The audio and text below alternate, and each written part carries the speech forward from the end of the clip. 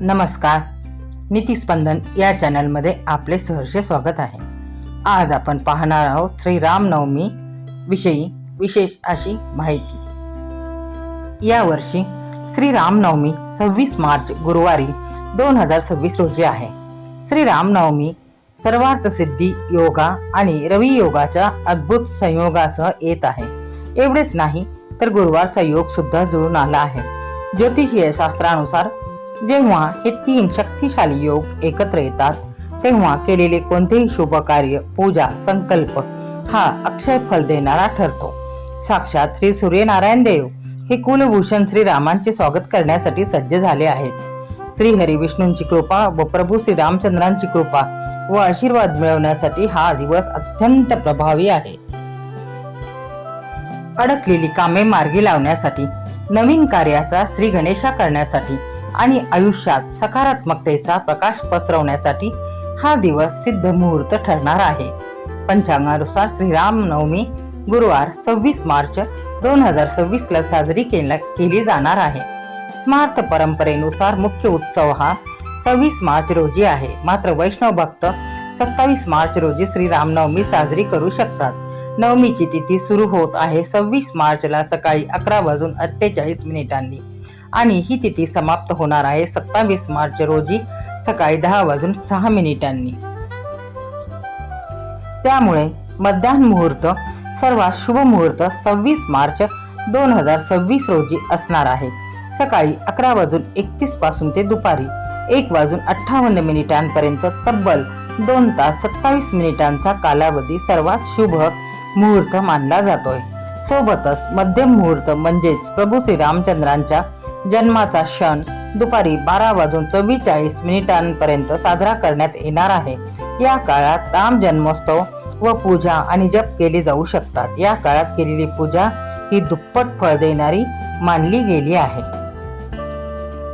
सोबतच आपण राम जन्मोत्सवाच्या दिवशी म्हणजेच रामनवमीच्या दिवशी ब्रह्म मुहूर्तावर उठावे. स्नान करून स्वच्छ वस्त्र परिधान करावे. घरात गंगाजल व गोमूत्र शिंपडून दाराला फुलांचे पानाचे तोरण लावावे. पूर्वेकडे तोंड करून बसावे. उजव्या हातात पाणी घेऊन संकल्प करावा की माझ्या हेतूसाठी श्रीराम जन्मोत्सवाचे व्रत मी करतो आहे किंवा श्री रामनवमीचे हे व्रत करत आहे असे म्हणत संकल्प करून कलश स्थापना आणि अभिषेक करावा. प्रभू श्री रामचंद्रांची मूर्ती घ्यावी. त्यांच्या समोर कलश ठेवावा. पंचामृताने मूर्तीला अभिषेक करावा. आपल्याकडे श्री रामचंद्रांची मूर्ती नसेल तर बाळकृष्णाच्या मूर्तीला आपण अभिषेक घालू शकता. तुळशीपत्र, चंदन लावून वस्त्र, फुले अर्पण करावी. पंचोपचार किंवा षोडशोपचारे पूजा करावी. ओम श्री रामाय नमः या मंत्राचा 108 वेळा जप करावा. शक्य असेल तर रामरक्षा स्तोत्र किंवा रामचरितमानस बालकांड वाचावे किंवा ऐकावे. 11 वेळा वाचन करू शकता किंवा ऐकू शकता. जन्मोत्सवाच्या वेळी शंख वाजून प्रभू श्री रामचंद्रांचा जयघोष करावा. श्रीरामांची मूर्ती पाळण्यात ठेवून आपण पाळणा गीत म्हणावे. कापूर, तुपाचा दिवा लावून श्रीरामांची आरती करावी. नैवेद्य दाखवावा. प्रसाद वाटप करावा. हा विधी आपण घरीच साध्या पद्धतीने देखील करू शकता. या दिवशी आपण काही विशेष उपाय करू शकतो. जसे की दिवसभर राम राम किंवा ओम श्री रामाय नमः हा मंत्र जप करावा. यामुळे सर्व संकटे दूर होतात. सकाळी किंवा संध्याकाळी रामरक्षा स्तोत्राचे पठण किंवा श्रवण करावे. यामुळे रोग, भय, शत्रू नष्ट होतात. या दिवशी दान केल्याने पुत्रप्राप्ती आणि समृद्धीसाठी आशीर्वाद मिळतात.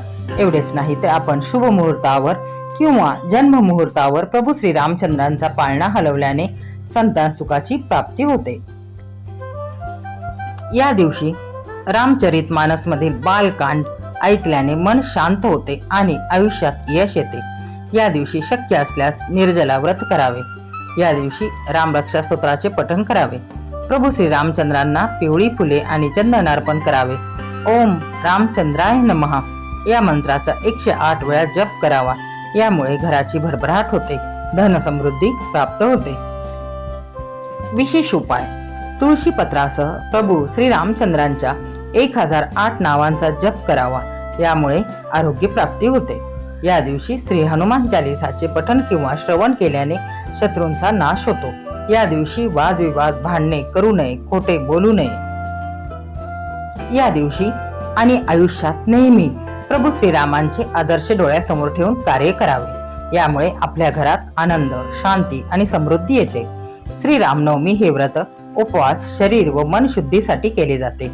या उपवासाला आपण निर्जल उपवास करू शकता किंवा फलाहार घेऊन उपवास करावा.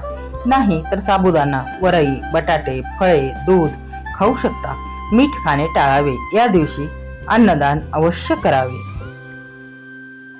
रामांचा जन्म म्हणजे सत्याचा विजयाचा सोहळा.